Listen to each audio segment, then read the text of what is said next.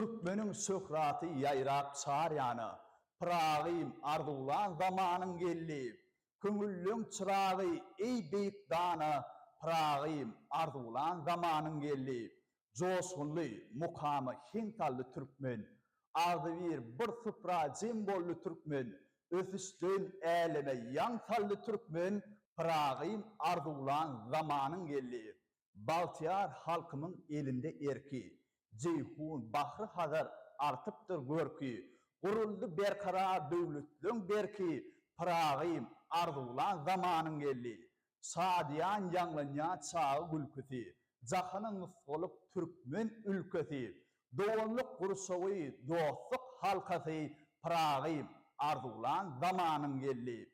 Esselamu aleyküm hormatly vatandaşlar, edililesir. Biz sizin her biriňizin ahhala döwletli ojaňyzy, berk jan saglyk, maskala wadançylygyny, yurt parahatçylygyny, öýleriňizde elmidama çağı ülkeleriniň ýaňlanyp durman tüýsüremizden arzuwlap, Altyn Asyr Türkmenistan teleýaýlymynda taýýarlanyp ýaýlyma goýberlen diýar etleşimiziň Liwat welaýatynyň durmuşyndan söhbet etsen ýene bir täze sany ýaýlyma çykdy. Gepleşimiziň başynda bizi berkarar döwletde, baltyn gujagynda, bede wady bilen öňe barýan ajaýyp owadan ýurtda ýaşajan, bize isemäni, döretmäni, dekinimizi açyp görkendigimiz üçin giň mümkinçilikleri, sertler döredip berýän Türkmen halkynyň milli lideri Gahrman Arkadamyzyň peder ýoluny münafik dowam etdirýän Arkadaly Gahrman serdarymyzyň janlarynyň sag, ömürleriniň uzak alyp barýan döwletli tutumly işleriniň rowany medellerde rowasyklary wesenmen tüýsüremeden arzu edýär. Berkarar döwletimiziň täze eýamynyň galkynşy döwründe Pehim Payhos ummary magtum bolup Prag ýylymyzda garaşsyz baky bir tarap Türkmenistan döwletimiz durnukly ösüş bilen rowasyklary wesenýär. Seýlede dünýäde parahatçylygy, dostlugy gollayan hoşniýetli döwlet hökmünde tanalýar. Ediz watanymyzyň şan şöhraty barha artyp, ykdysady kuwaty hasa ýokarlanýar. Ähli uğurlarda täze üstünliklere ýetilýär. Halkymyzyň ýaşaýyş durmuş şertleri has we belent tepkitlere, belent derejelere ýetirilýär. Ýurdumyzyň ähli künjeklerine bolsa ýaly, Ceyhun ýakatyny etekläp oturan gadim Lewap toprağynda hem häzirki wagtda Gahrman Arkadaly Gahrman serdarymyzyň saýasynda bir näçe işler durmuşa geçirilýär. Biz bolsa gepleşimizi Lewap welaýatymyzyň çäginde geçirilýän meden köpçülikleriň çäreler, dawaraly maslahatlar, dörejilik duşuklary, welaýatymyzyň çäginde ýerleşen idara kähhanalaryna alınıp barýan işler, ýetilýän tepkitler, gazanylýan üstünlikler dogrusynda söhbetli görnüşler bilen gepleşimizi dowam etýär. Gepleşimizden daşlaşmaň, diýar gepleşimiz ýaýlymda sizin bilen.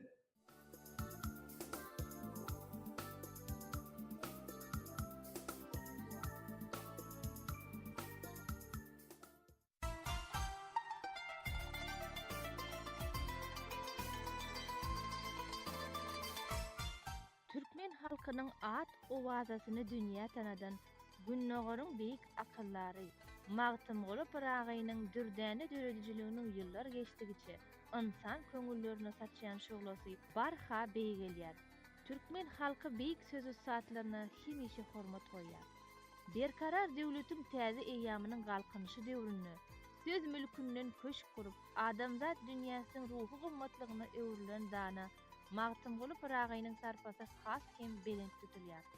Magtymgolynyň sözleri her bir adam üçin gymmatly, çünki onuň dürdäne döredijiligine, durmuş felsefesiniň esasy gönözlügi bolan ruhy belentlik, watan söýüjülük, ertirine, geljeňe anam bilen garamak, dogruçylyk, ýagşy gylyklary ýaran edinmek ýaly gymmatly pikirler öňe sürilýär. Şu günler yurdumyzyň ähli ýerine şahyryň edebi mirasyna bagyşlanan aýdyr sarly dawaraly çäreler, wagaz nesihat duşuklary giňmen dawarallandyrylýar. Ýaňy ýakynna Lewap welaýat maliýe orta hüner okuw mekdebinde Türkmenistanyň kärdeşler arkalaşyklarynyň Lewap welaýat birleşmesiniň gurnamagyny Arkadag serdarly Watan erkana gül ýaşlygym baky gözel görkana atly bäsleşip geçirildi. Bäsleşige gatnaşyjylar Türkmen halkynyň milli lideri Gahrman Arkadagymyzyň arkadagy gahryman serdarymyzyň saýsız tagallalarynyň netijesinde bugünkü gün türkmen halky Magtymguly Pyragynyň arzuwlan berkarar döwletinde ýaşaýar. Akyllar şahyryň nidemez şygyrlary ene süýdi ýalyp däl.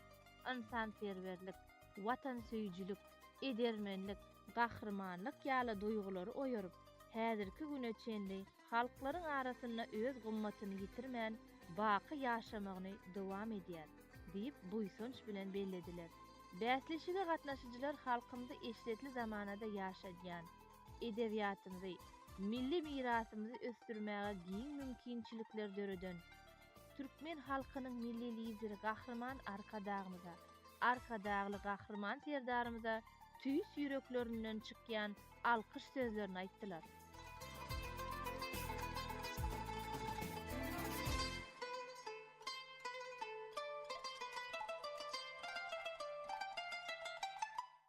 Men Lewat vilayet mali yktisady orta hünär okuw mekdebiniň molymy Roziýewa Aýna. Berkarar döwletimiziň täze ýamynyň galkynşy döwründe Magtymguly Pyragynyň arzuwlan köňüller, ýürekler bir bolup başlar. Tarsa ýygyneräp topraklar daşlar, bir suproda taýýar kılynsa aşlar, götürler olukwaly türkmeniň den arzuwlap gelen zamanasy bugün arkadagly serdarymyzyň saýasynda wysal boldy. Şu ýyl 2024-nji ýyl Pähim Paýhas ummany Magtymguly Pyragy ýylynyň eglan edilmegi bilen ýurdumyzda akyldar şahyryň medeni mirasyny öwrenmeklik maksady bilen bir näçe işler alınıp baryldy. Şolaryň ilkinjileriniň hatarynda Türksoy gurumasy tarapyndan türkü halklarynyň dünýäsiniň şahyry bolan Magtymguly Pyragynyň döredijligini öwrenmekde we ýaýratmakda işler alyp barmak maksady bilen ýürüýte ýylyň eglan edilmegidir. Mundan başga-da Magtymguly Pyragynyň dünýä derejesinde onuň medeni mirasyny öwrenmeklik maksady bilen Birleşen Milletler Guramasy tarapyndan dünýäniň hakydasy atly maksatnamasyna Magtymguly Pyragynyň gol ýazmalarynyň goşulmagy. Bul bolsa türkmen şahyryny diňe bir türkü halklary däl, eýsem dünýä halklarynyň hem öwrenmekligi, onuň dünýä döwletlerinde ýyl galdyryp giden şygyrlaryny toplamakda we dünýä ýaýmakdaky alyp barýan işlere ýene bir ädilen ädimdir. Şeýle-de Magtymguly Pyragynyň medeni mirasyny öwrenmeklik maksady bilen ýylyň 7-nji iýununda ýürüýte Magtymgulynyň medeni mirasy hakyndaky kanun hem kabul edildi. Şu kanunyň dowamında bolsa esasan hem Magtymguly Pyragynyň medeni mirasyny öwrenmek, onu aýowly saklamak, onu ýaş nesle geçirmek we onu dünýä ýaymak baradaky meseleler esasan kanunda jemlenendir. Mundan başga-da ýene-de buýsandyryjy wakalaryň biri Magtymguly Pyragynyň Köpetaň eteginde gucak açyp duran beýik 60 metre barabar bolan heýkeliniň açylmaga bu türkmen halkynyň ýene-de şatlygyny goşalandyrdy. Şol seýilgäkde ýene-de buýsandyryjy wakalaryň biri hormatly arkadamyzyň, milli liderimiziň şol ady bir Pähim Paýhas ummany Magtymguly Pyragy atly goşgusynyň hem 25 metre barabar beýiklikdäki sütünde ýerleşdirilmegi has hem buýsandyryjydyr. Şol seýilgäke girik geleninde has hem türkmen halkyny buýsandyryjy, türkmen halkyny agdy birlige çagyryjy goşgularynyň biri bolan türkmeniň goşgusynyň giridilmegi bolsa seýilgäke aýratyn manasyny berýär. Şol seýilgäkde türkmen şahyry däl eýsem dünýäde özüniň şygyrlary bilen, dünýäde özüniň aň paýhasy bilen edebiýata girik giden beýik edebiýatçylaryň hem heýkelleri oturdulandyr. Bul bolsa elbetde ýanky türkmen halkynyň ýaşlarynyň diňe bir öz halkynyň däl, dünýä edebiýatynyň şahsiýetleri bilen gyzyklanmasyna hasam itergi berýär. Mundan başga-da Magtymguly Pyragynyň özüniň ýyly bilen baglanşykly Magtymguly şynas alymlary ýürüýte hormatlamak maksady bilen Magtymguly Pyragynyň 300 ýyllyk ýubiley medaly hem döredildi. Magtymguly Pyragynyň döredijiliginden ruhlanyp taliplarymyz Türkmenistanyň kärdeşler arkalaşyklarynyň Lewat Vilayet Birleşmesiniň bilelikde Magtumuly Pragynyň dörejülük dünýäsini giňişleýin açyk görkezdiler. Bu bäsleşiň çäklerinde ýene-de diňe bir ol döwür däl, eýtemde häzirki Magtumuly Pragynyň arzuwlan galkynyş, täze, bagtyarlyk zamanasy hem giňişleýin goşgularyň üstü bilen beýan edildi. Şol çekeleşikli bäsleşigi göreninde bolsa, hakykatdan hem ýaşlarymyzyň, beýik şahyrmyzyň, dana akyldarmyzyň şygyryet dünýäsini öwrenýänligini, özlerini sapak edinýänligini görüp boýsanýarsyň. Magtumuly Pragynyň dörejülük dünýäsine taliplaryň hem özleriniň gyzyklanmasy artyp, olaryň döredijülük älemesine bolan gözetimi giňelýär. Tebe Magtumuly Pragynyň öz döwründe gyzyklanmadyk temasy bolmandyr. Bu barada ondan soňky ýazyk geçen şahyrlar hem giňişleýin özüniň söhbetlerinde de beýan edipdir. Magtumuly Pragynyň döredijülük dünýäsiniň giň bolanlygy barada Türkmen halkynyň prezidenti arka dagly gahrman Serdarymyz özüniň Türkmen halkyna peşkeş beren, äni müňýylyklardan gözbaş alýan Medeniýet adly kitabynda hem beýanyny tapýar. Şonda rivayet var, ýagny Magtumuly Pragynyň dörejülük älem barada Seydi, Delili, Molla Nepes öz aralarında haýsy urdan ýazmaly kadiýendi Magtumuly edebiýat meýdanyň oragyny orup gitdi diýip giňişleýin beýan edip geçýär. Tebe ondan soňky şahyrlar lirikasyny ýa bolmasa söýgü temasyndaky ýa bolmasa gahrmançylyk temasyny alyp ýanky dowamyny dowam etdirip gidipdir. Satana Magtumuly Pragynyň kaýda sen türkmeniň ýaly eserlerini aýratyn üns berýär we häzirki döwürde ýaşlara terbiýelemekde şol eseriniň hem ähmiýetiniň ululugy barada durup geçýär. Eserde esatanam şo döwürde änewde ýaşap geçen beýik şahsiýetler bilen hem Magtumuly Pragynyň duşşonlugy barada, şolar bilen söhbetdeşlik geçirenligi barada hem öz beýanyny kitabynda belläp geçýär. Ine şolar ýani milli medeni mirasymyzda, edebiýatymyzda ýyzy galdyran beýik şahsiýetlerimizi öwrenmekde, olaryň dörejülük älemini dünýä ýaýmakda, olary tirsegine galdyrmakda alyp barýan işleri, mundan eýläkem rowaşlyklary beklensin. Goý gahrman arka dagly gahrman Serdarymyzyň ýurt ähmiýetli, umuma adamzat ähmiýetli alyp barýan işleri, rowaşlyklary beklenip, janlary sag, belin taşlary aman bolsun.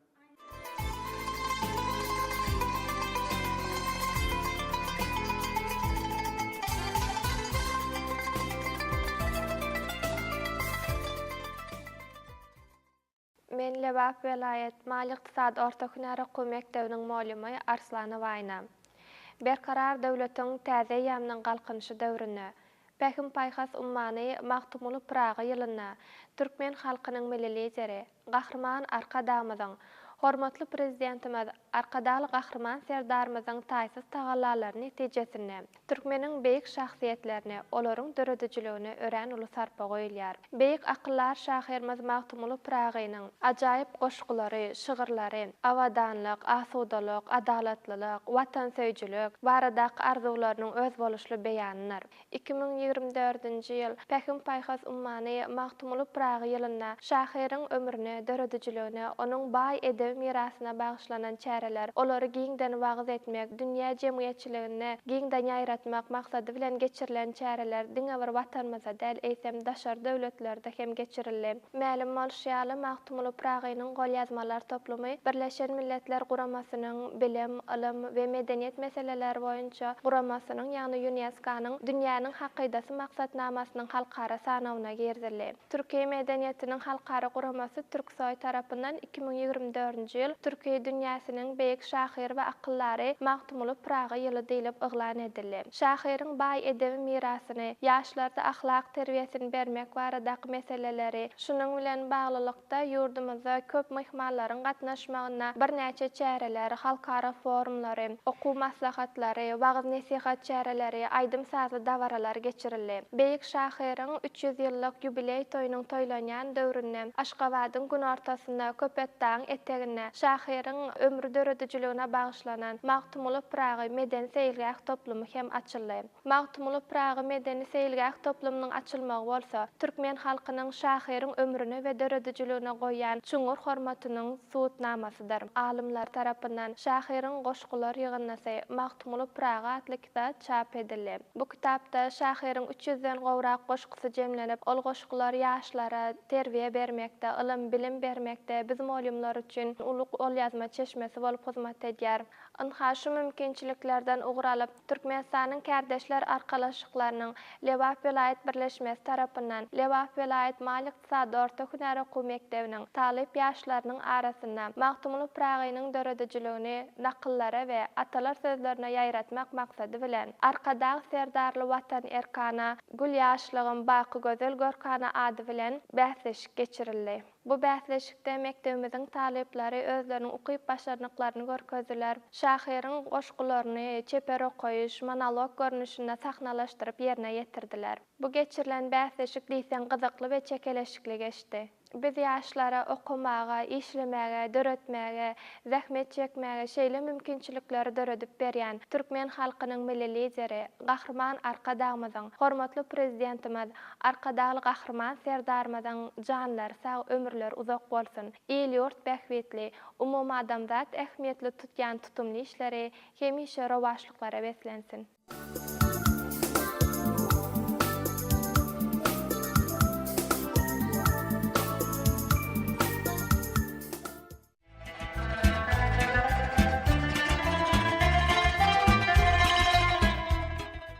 Berkarar döwletiň täze ýamyna galkynyşy döwrüniň Fähim paýhas ummany Magtymly Pragy ýylynyň her bir güni toý bayramlary beslenip, garaşsyz baky bir tarap watanymyzyň taryhyna altyn harplar bilen ýazylýar. Türkmen halkynyň milli lideri, gahrman Arkadagymyzyň öňden örçülükli başlangyçlary esasynda ata-babalarymyzdan gelýän döwletlik ýoly bilen toý bayramlarymyzyň öňü syrasynda milli ruhda toý geňeşiniň geçirilmegi garaşsyz baky bir tarap Türkmenistan döwletimizde halk häkimiýetiniň dawaralanmagynyň aýdyn suwutnamasydyr. Ata-babalarymyzyň müňýyllyklaryň dowamyna döwlet döretmekde, hem-de döwleti dolandyrmakda toplan oňun tejribesinden ugur alyp, döwlet adam üçindir diýen baş ýörelge dayanýan ýurdumyzda adam hakyny aladanyň hökümetimiziň esasy iş ugurlarynyň biri bolmagy bilen kanunyň hökmürawanlygy, jemgyýetiň guruluşynyň ýygyderligi, kämilleşdirilmegi netijesinde ýokary wekilçilikli halk maslahatynyň orny öz ýarly berkarar döwletimiziň syýasy jemgyýetçilik durmuşynda barhar ýokarlanýar. Ata-babalarymyzyň parasatly wesiýetlerini we asylly ýörelgelerini eýermek arkaly döwlet we jemgyýetçilik durmuşyna möhüm meselelerini ara alyp maslahatlaşmakda agzybirligi, jegisligi berkitmekde hem-de demokratiýany ösdürmekde Türkmenistanyň halk maslahatynyň ähmiýeti ören uludur. 2024-nji ýylyň 24-nji sentýabrynda gahrman Arkadagymyzyň döwletlik ýoluny nusgaly derejäge götüren hormatly prezidentimiň gatnaşmagyna geçirilen bu döwletli maslahatda ýurdumuzy ösdürmegiň ýakyn gelejegi nazarlayan maksatnamalaryň ýerine ýetirilişine, ýurdumyzyň ähli huduklarynyň bedawatly ösdürilmegi ugrunda alınıp berýän işlere hem-de ýurdumyzyň içeri we daşary siýasatynyň wajyp ugurlaryny kesgitlemeklige, şeýle de milli kanunçylygymyzy ösdürmek we onu halkara hukugynyň kadalaryna laýyklykda kämilleşdirmek babatyndan edi ýurdumyzyň raýatlaryndan, mehriban halkymyzdan öňe sürülen teklifleri seredildi. Şeýle de Türkmenistanyň halk maslahatyna garalan çözgütleriň netijeleri esasynda ýurdumyzyň ähli kunjoklarynda şol sanyna Lewap vilayetinde hem hoşarlyk maslahatlary, dawaraly maslahatlar ýygyderli dawaralanýar. Ýaňy ýakynda Fähim paýhas ummany Magtymly Pragy ýylyna Lewap vilayetiniň taryhy ülkäni öwrenş muzeýine Türkmenistanyň Demokratik Partiýasynyň Türkmenawa şäher Hojama Detrap komitetleri bilen bilelikde Gurnalan Türkmenistanyň halk maslahatynyň çözgüçleri atly maslahat geçirildi. Maslahata gatnaşçylar döredilen şeýle ajaýyp mümkinçilikler üçin türkmen halkynyň milli lideri, gahrman arkadagymyza, hormatly prezidentimiz, arkadagly gahrman serdarymyza köp sag bolsunlaryny aýdýarlar. Oý, türkmen halkynyň milli lideri, Türkmenistanyň halk maslahatynyň başlygy, gahrman arkadagymyzyň, hormatly prezidentimiz, arkadagly gahrman serdarymyzyň janlary sag bolsun. Ata watanymyzy gullödi we sürmekde alyp barýan iýli, bähwetli, dünýä mesgoluq tutumly işleri elmydama rowaşlyklara deslensin.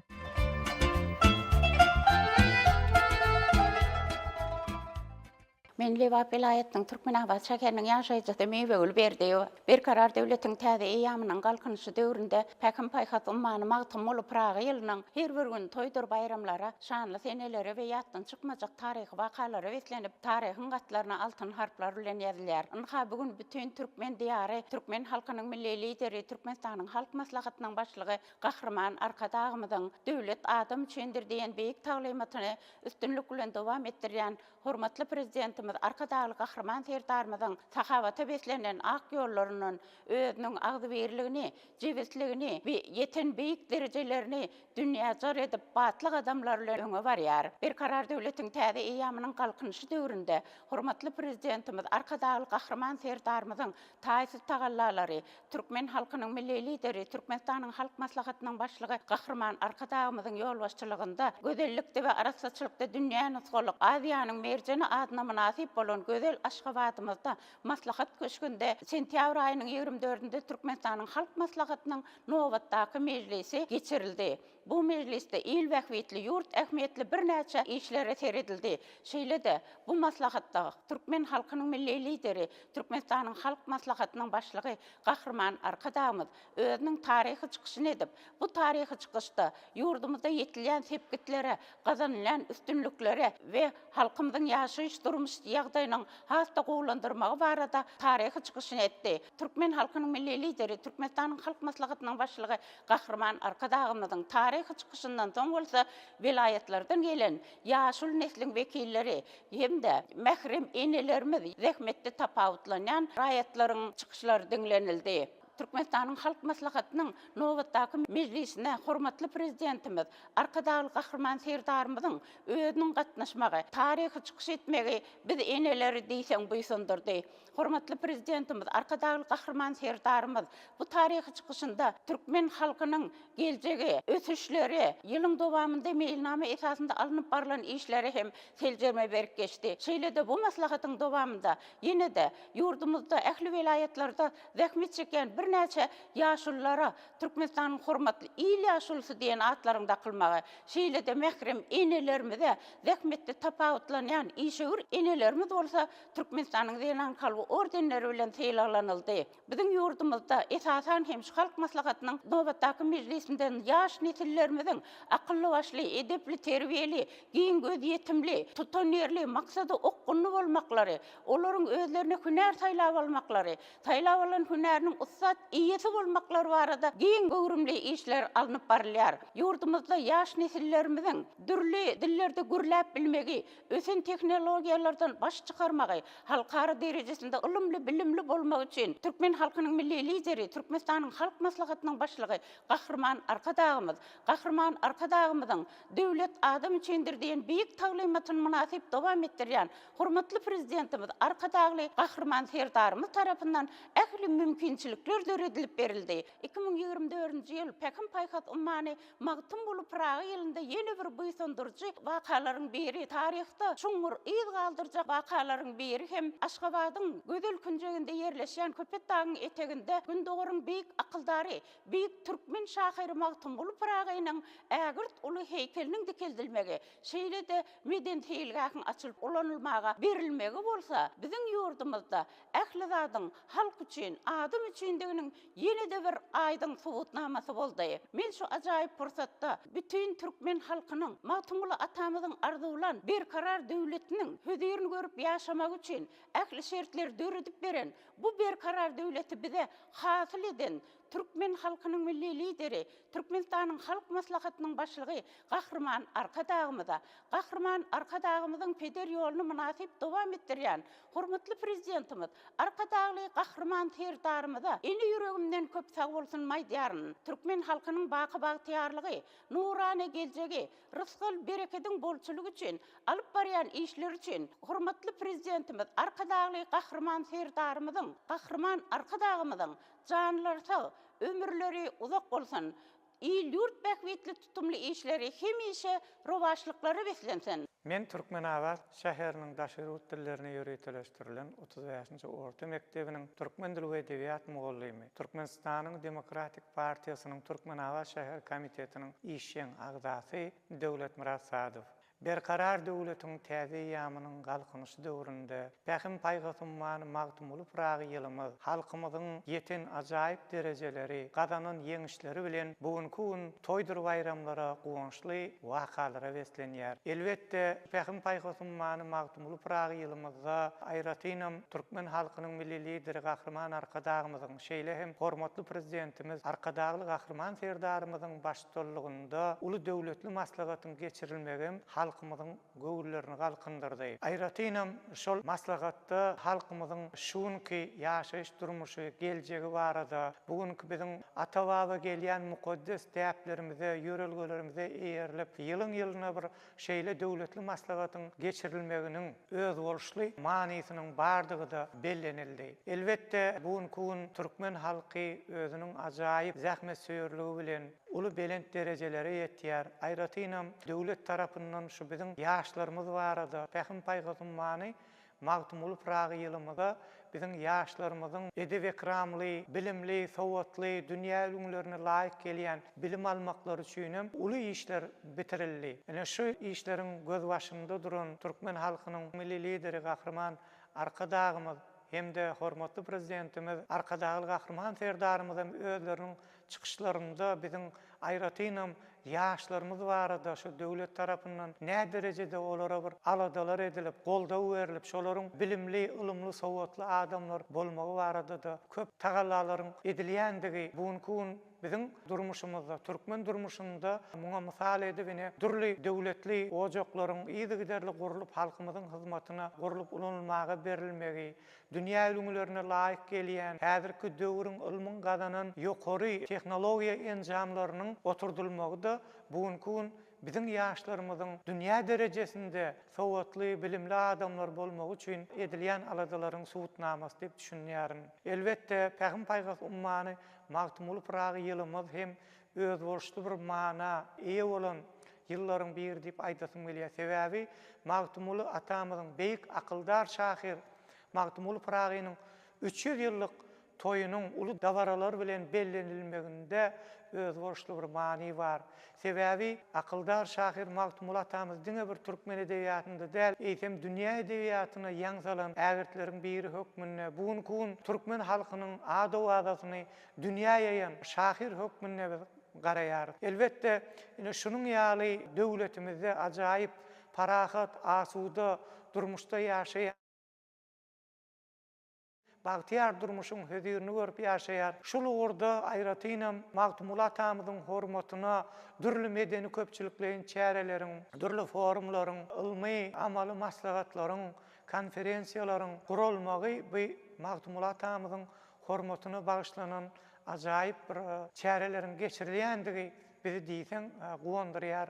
Buýsandyrýar. Şu günkü güller babatynda aýdanymyzda ine şu güller aýratynam türkmeniň bir altyn güýdüniň döwründe biziň ak altynymyz ýa-ni milli baýlygymyz bolan paýta ýygymynyň gyzgalanlygy diýen döwründe hem bugünkü gün biziň babaday hallarymyz watan öňündäki şu borçlaryny ýerine ýetirmekde hem uly tagallalary edýär. Ene şu gün aýratynam bir şeýle çäreleriň hataryna bir bellemäge münasip Türkmenawat şäherinde ýerleşýän Lewap welaýat taryhy we ülkany öwreniş muzeýine hem bir uly maslahat geçirildi. Şu maslahatda da şahly garaşdyrmamyzyň 33 ýyllyk toýunyň öňü sirasynda geçirilen döwletli maslahatdan gelip çıkan kararlar we çözgütler barasynda biziň ildeşlerimiz özüniň ýürek buýsançlaryny beýan etdiler. Bu ýere gatnaşan ildeşlerimizde aýratynam şu hormatly ýaşullarymyzyň, kümüş saçly enelerimiziň, taliplerin, dürlü hünärde urda işleyen raýatlarymyzyň gatnaşmagynda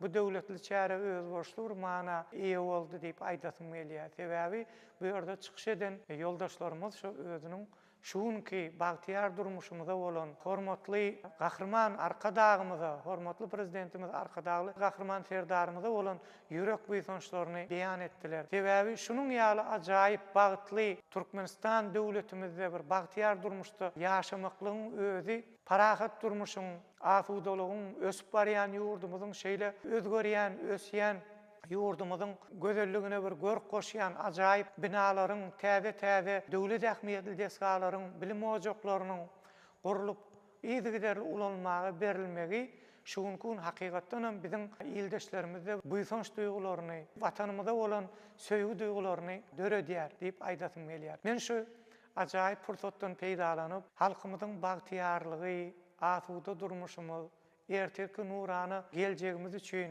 uly tagallalar edýän, tutumly işleri alyp barýan Türkmen halkynyň milli lideri, Türkmenistanyň halk maslahatynyň başlygy gahrman arkadagymyza, şeýle hem peder ýoluny münasip dowam etdirýän hormatly prezidentimiz arkadagly gahrman serdarymyza özümiň sag bolsunymy aýdýaryn.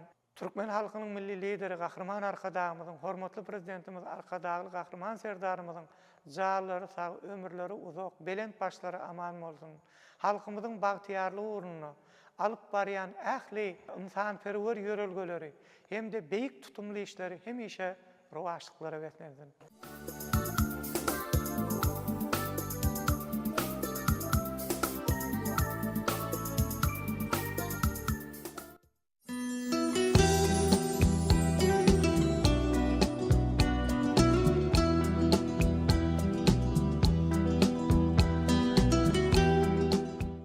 Türkmenistany dünýäniň senagat taýdan ösen ýurtlarynyň hataryna deňleşdirmek, şonuň hasabyna ilatyň ýaşaýyşynyň täze, has ýokary hil derejesini gazanmak hormatly prezidentimiziň öňe sürýän maksatnamalarynyň düýp özenini düzýär. Olary laýyklykda ilmiň we tehnikanyň öňde barjy gazananlaryna daýanyp, azyk önümleriniň öňerilişini artdyrmak ýaly jogapkärlik wezipeler çözmek maksat edinilýär. Döwlet baş tutanymyň deňsiz taýsyz tagallalarynyň netijesini halal zähmet çekmekleri üçin giň mümkinçilikler döredilýär. Şeýle ören amatly şertlerden ýer eýeleri netijeli peýdalanýarlar. Janybkeş hemde gaýratly adamlaryň ene topragyň bereketini artdyrmak ugruna dökýän maňlay deri taçaklarymyza rızkyl bereket bolup dolýar. Azyk bolçulugynyň döredilmegine vilayetimiziň bagwanlary hem münasip goşunç goşýarlar. Tähim paýhas ummany magtym bolup Praga ýylyna owa zähmetkeşleriniň ümdükleri öňe. Olar bereketli toprağımızda owa hojalyk ekinleriniň dürli görnüşlerini östürüp ýetişdirip, ilatymyzyň saçagyna hödürleýärler. Inni yer alma, pomidor, limon we beýleki bakça ekinleri bilen birlikde miwe önümlerini hem başga ýurtlardan getirmegiň zerurlygy ýok. Öz işini başarýan kärendeçidir bagwanlar islenip ekinden ýokary hasyl almagyň höttesinden gelýärler. Şeýle hususy ýyladyşhanalaryň biri de Lewap vilayetiniň Koýtendäg etrafynyň Dostluk şäherine ýerleşýär. 20 ýyldan gowrak bagwançylyk bilen meşgullanýan Akmurat Töreýew öz ýyladyşhanasyna ilkinjileriň hatarynda bolup limon, portakal, lavr agaçlaryny östürüp ýetişdirýär. Miweleriň bol hasylyny almakda ýyladyşhanada şu günler tutan ýerli işler alınıp barylýar. Östürilip ýetişdirilýän miweler şu gün ýurdumyzyň sewda nokatlaryna ugradylýar. Munyň özü bolsa dukanlarymyzda, ak bazarlarymyzda azyk bolçulugynyň döremegini hususiýetçilerimiziň münasip goşanydyr. Olar işletli zamanamyzda telekeçiler üçin döredilýän mümkinçilikler, uýzygderli döwlet gollawlary üçin gahrman arkadagly gahrman serdarymyza öz hoşarlyklaryny aýtdylar.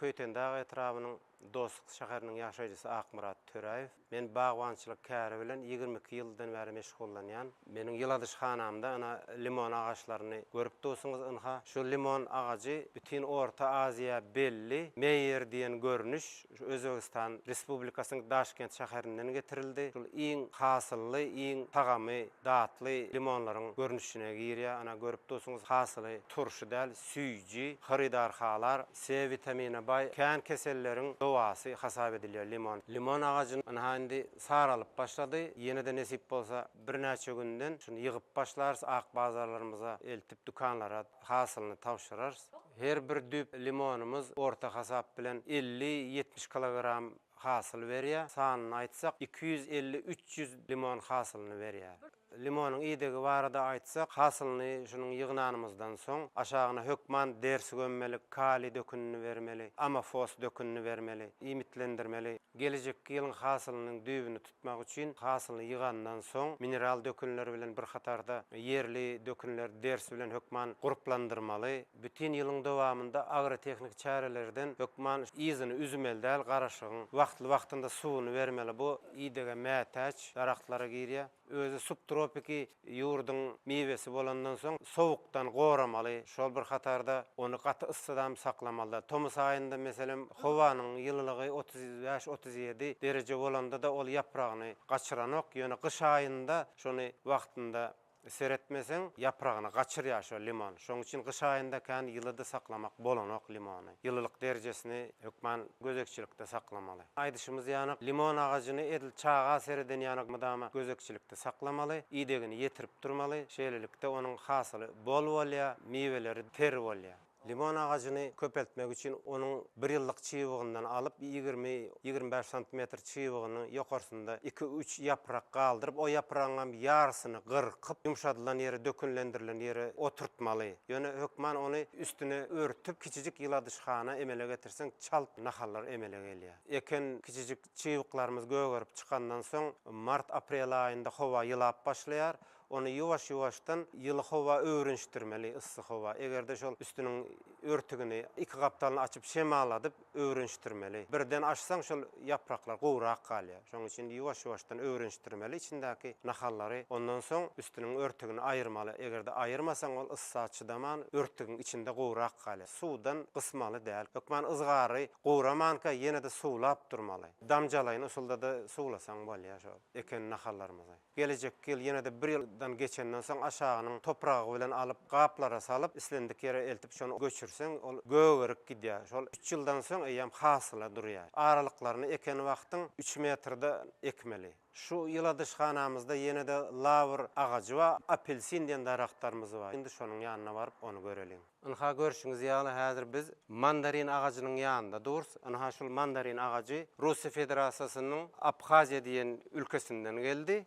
Ekilene şunun 2 ýyl boldy. 2022-nji ýylda ekildi. Mandarin agacynyň limondan tapagy da ynha şu limonyň yapragy görüşiňiz ýaly. Ýani mandariniň yapragy edil şettalynyň yapragy ýaly uzyn, iňsiz bolýar. Ynha bir yapragyny ýol görkezjek. Ynha ara tapagy şol. Ynha getiren hasyly iň süýji görnüşi. Aňyrda ýene-de apelsinimiz hem häzir onuň ýanyna da baryp görkezeriz. Şu mandarin ağacını Türkmenistana ekmek için biz getirdik. Ýyladyşhanamyzda häzir synak höküminde gögörüp dur. Gowy iyide gedilende gowy hasyl getirýär eken ynha hasylyny görüp durs. İlkinji hasyllaryny nesip bolsa gelecek ýyl bu eýam 2-3 kilogramdan hasyl berer diýip ynanýarys. Bu limon daraktynyň yapragy, bu mandariniň yapragy. Mandariniň yapragy edil şettalynyň kıyada tal agacynyň yapragy ýary iňsiz bolýar. Limonky iňli bolýar. Yapragyň baldagy ikisini hem meňzeş. Indi görüşiňiz ýaly lawr darakty bar ynha şol. Lawr yapragy, lawr agacy şol islendik maşgalada öý bekesi datly naharlary bişirende şundan ýekeje yapragyny atanda şeýle bir hoşboý isli tagam berýär. Ynha görüşimiz ýaly şuny Türkmenistanyň howa şertinde de östürip köpeldip ýetişdirip bolýar eken şunu özümüz synap öz ýyladyşhanamyzda gördük. 2 ýylda şunça boy aldy şu köpeltmek üçin özüniň çiğwygyndan köpeldip bolýar.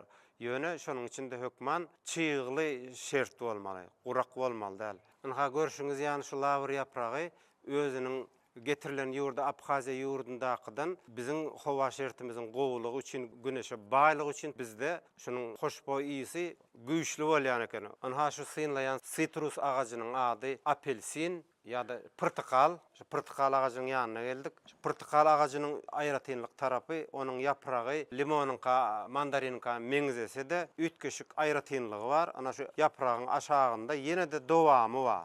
Kiçicik yaprak ýaly. Edil elde ýörüýte nagyşlanan ýanyk şu yapragyň dowamy bar. Ana görüşüňiz ýaly. Ana synlasaňyz bu mandariniň yapragy, bu limon daraktynyň yapragy, ana bu yapragymyz bolsa portakalyň yapragy görseňiz şu taýynda dowamy bar yapragynyň. Her haýsynyň özüniň aýratyn ütkeşiklik taraplary bar. Şondan hem haýsynyň nämetini tapawutlandyryp, portakalyň özü edil mandarin ýanyk süýji bolmasa turşuja köp adamlar şunu halaýar. Portakalyň düzüminde C vitaminine baý meweleri degişlidir. Şunu öz çiwigyndan hem yetişdirse bolýar, ýa-da bolmasa şunun çiwiklaryndan alyp limona sapsa da gögerýär, yetişdirse bolýar. Iki türlü usulda yetişdirse bolýar şunu. Ana şu gün meniň ýyladyşhanamda limon daraktynyň, mandariniň, portakalyň hemde lawr yapraklarynyň daraklaryny gördüňiz. Şu daraklary yetişdirmekde tejribämiz artdyrýarys ýylyň ýylyna. Häzirin şu kärimi Halipa şagirt ýoly bilen şagirtlerime de öwredýärin. Şeýle mümkinçilikleri döredip berýän türkmen halkynyň milli lideri Gahrman Arkadagymyza, Arkadagly Gahrman serdarymyza sag bolsun aýdýaryn. Goý türkmen halkynyň milli lideri Gahrman Arkadagymyzyň, Arkadagly Gahrman serdarymyzyň janlary sag bolsun, ömürleri uzak bolsun, tutýan tutumly işleri rowaç bolsun.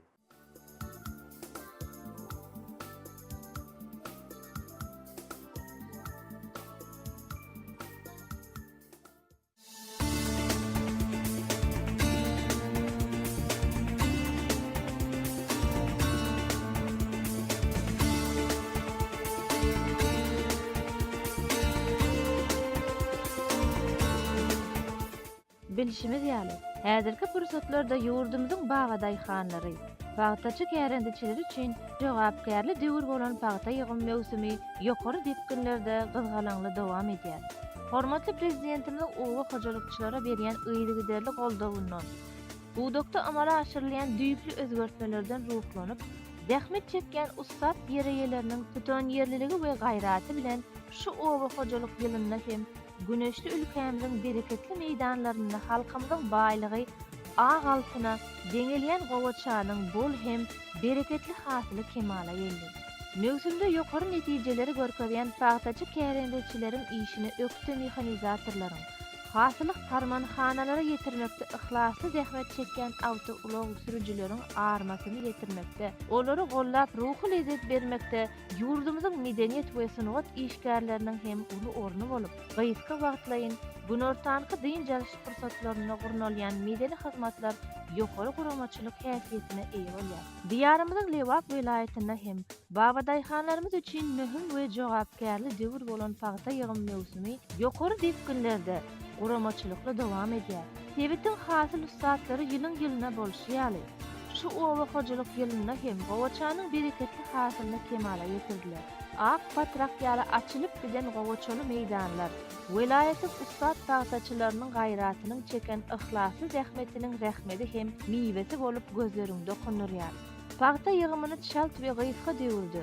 Ýokary derejede geçirilmek üçin ähli zerurluklar göz öňünde tutulup, bereketli meýdanlarda pek zähmet gaýnap joşýar.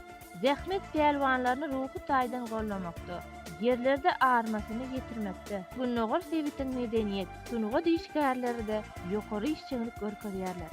Goloýda Saýat etrabynyň göreli daýhan birleşiginiň 7-nji kärendeçiler toporunyň meýdan düşürgesini etrap häkimliginiň, Demokratik partiýanyň, etrap komitetiniň, Kärendeçler arkalaşyklarynyň etrap birleşmesiniň etrabyň medeniýet bölümi bilen bilelikde gurnamagyny geçirilen şäher hem ýokary ruh bilentligi beslendi.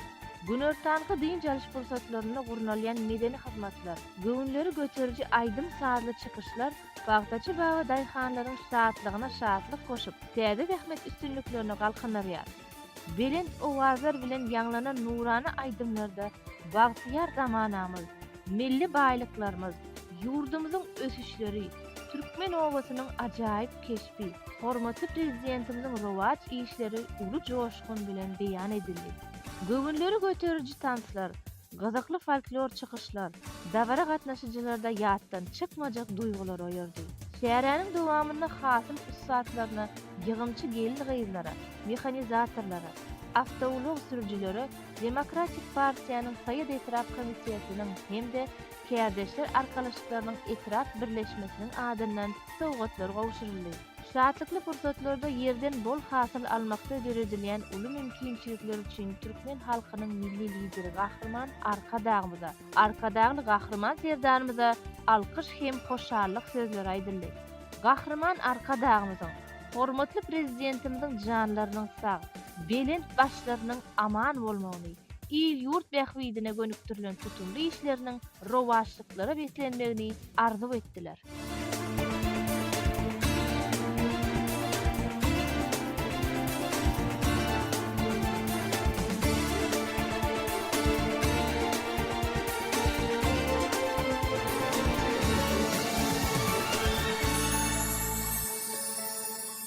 Men Liwap welaýatynyň Saýyt Etrabynyň Görelde Daýhan birleşiginiň kärendiçisi, Türkmenistanyň Agrar Partiýasynyň Saýyt Etrap Komitetiniň işçiň agzasy Maýa Gözel Ýazgulyeva berkarar döwletiň täze ýamynyň galkynşy döwründe Türkmen halkynyň milli lideri Gahrman Arkadaly Gahrman serdarymyzyň taýsyz tagallasy netijesinde bugünkü günde oba hojalygyny östürmäge uly tagallalar edilýär. Daýhanlara uzak möhletleýän ýerleriň berilmegi, tokumyň, suwuň, tehnikanyň, döküniň wagtly-wagtynda berilip üçünçilik edilmegi, bugünkü gün daýhanyň halal zähmet çekip baýamagyna giň mümkinçilikler döredilýär. Daýhanlara ýylyň-ýylyna bol hasyl almagyna paxtadan, galladan, bakjadan, gök önümlerden döwlet boşnamasyny arta bilen ýerine ýetirilmegine uly mümkinçilik döredilýär. Şeýle mümkinçilikleri döredip berýärligi üçin daýhanlaryň Gahrman Arkadaly Gahrman serdarymyza sag bolsunlaryny aýdýarlar. Ynha meniň 10 hektar kärende yerim bar. Şol kärende yerimizde hem biz gowaça ekip gowaça hasylyny ýetişdirdik.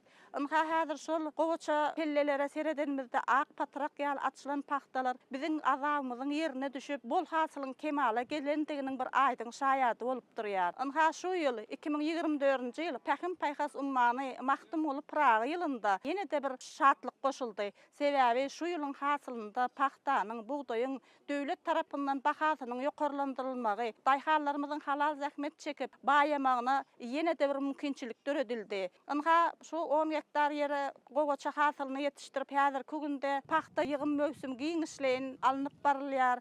Biziň azamyzyň bir ýerine düşendigi ören gowandyrýar, ak patraga dönen pellelerde häzir zähmet gaýnap joşýar. Biziň daýhanlarymyzyň ählisi güýz paslynyň gelmegi bilen özleriniň hasylyny ýygyp döwlet harmanyna tapşyrýarlar. Bu da biziň döwletimiziň ösmegi üçin, Türkmenistan döwletimiziň gülläp azyk bolçulugyny döretmegi üçin daýhanlarymyzyň halal zähmet çekip özleriniň zähmetiniň netijesini görüp şeýle bir joşgully zähmet çekýärler. Ýene de täze zähmet ýeňişlerine ruhlanýarlar. Bize şeýle uly mümkinçilikleri döredip berýän Türkmen halkynyň milli lideri Gahrman Arkadaly Gahrman serdarymyza köp sag bolsunlar aýdýaryn. Türkmen halkynyň milli lideri Gahrman Arkadaly Gahrman serdarymyzyň janlary sag, ömürleri uzak, belent başlary aman bolsun. Türkmen halkyny röwşen geljege alyp barýan ak ýollarynda her bir düýbin tutýan döwletli işleri el mudama rowaçlyklara beslensin.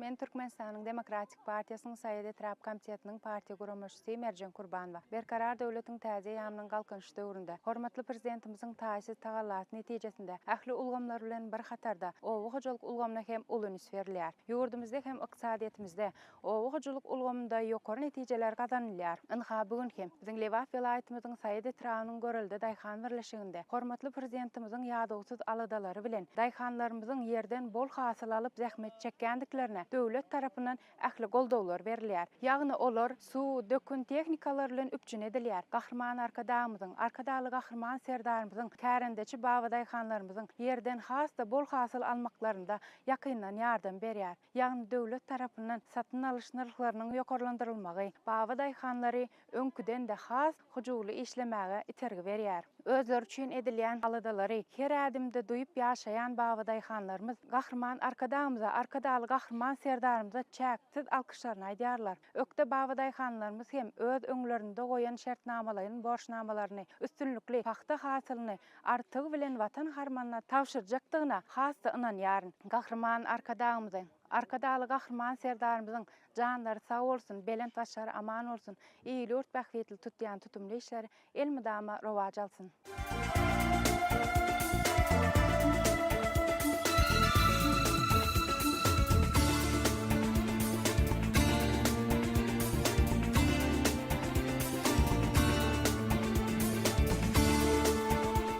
Men Türkmenistan Kardeşler Arkadaşlygynyň Saýat Etrap Birleşmesiniň esasy hünärmeni Gulbahar Roziýewa berkarar döwletiň täze ýamynyň galkynyşy döwründe hormatly prezidentimiziň taýsız tagalalary netijesinde ýurdumyzyň ähli ulgamlary bilen bir hatarda owa hojalyk ulgam hem uly üns bilen östürilýär. Saýatimizde owa hojalyk ulgamynda ýokary netijeler gazanylýar. Ynha bugun hem Saýat Etrapynyň görelde daýhan birleşiginde hormatly prezidentimiziň ýa-da aladalary netijesinde daýhanlarymyzyň yerden bol hasyl alyp zähmet çekmeklerinde döwlet tarapyndan ähli goldawlar edilýär. Ýagny ýurdumyzyň ähli ulgamlarynda bolşýaly. Owa hojalyk puwdugynda hem daýhanlar üçin bir näçe ýeňillikler döredilýär. Su, dökün tehnikalar bilen üpjün edilýär. Arkadaly gahrman serdarymyz kärendeçi baba daýhanlarymyza yerden bol hasyl almaklar üçin ýakyndan ýardam berýär. Ýagny döwlet tarapyndan paxtanyň, buğdaýyň hem de şalynyň satyn alyş narhlarynyň ýokarlandyrmagy. Bu bolsa baba daýhanlarymyzyň öňküden de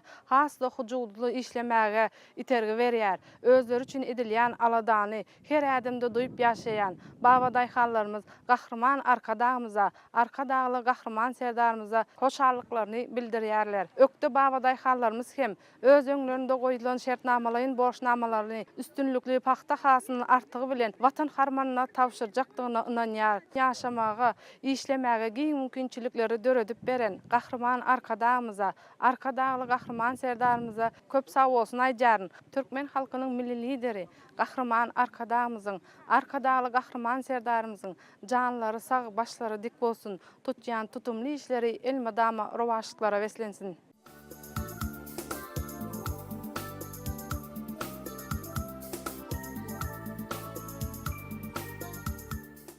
Mähwan ýyly ser hormatly tomaşaçylar, ýar ýetmesimiň Liwat welaýatynyň durmuşyndan töhfet açan anhabysan hem ahyrlap barýar. Ýetmesimiň dowamyny size ýetirmekden şekilli töhfetli görnüşlerimiz şulardan ibaret. Ýetmesimiň ahyrynda ýene bir ýola biz siziň her biriňizden maskala ojaňyzda berjan taýlyp, maskala awdançylygyny, ýurt parahatçylygyny, öýlerimizde elmydama çağa ülkeleriniň ýanlanyp durman tüýtürümizden arzu edýär. Bize şeýle ajaýyp bagtly ramanan peşes beren. Türkmen halkynyň milli lider gahrman arkadamyzyň peder ýolyny münasip dowam etdirýän arkadaly gahrman serdarymyzyň janlarynyň sag, ömürleriniň uzak alyp barýan döwletli tutumly işleriniň rowany mendellerde rowaşlyklary wetlenmen tüýtürümizden arzu edýär. Ine şeýle ýaşy arzuwlar bilenem gepleşimiziň bugünkü sanyny geçirip tutarýar. Gepleşimiziň indik sanlaryny diýdarlaşança hoş sag bolun. Gepleşigi alyp bardy Liwat welaýaty radio studiýasyndan Sultan verdi, Anay.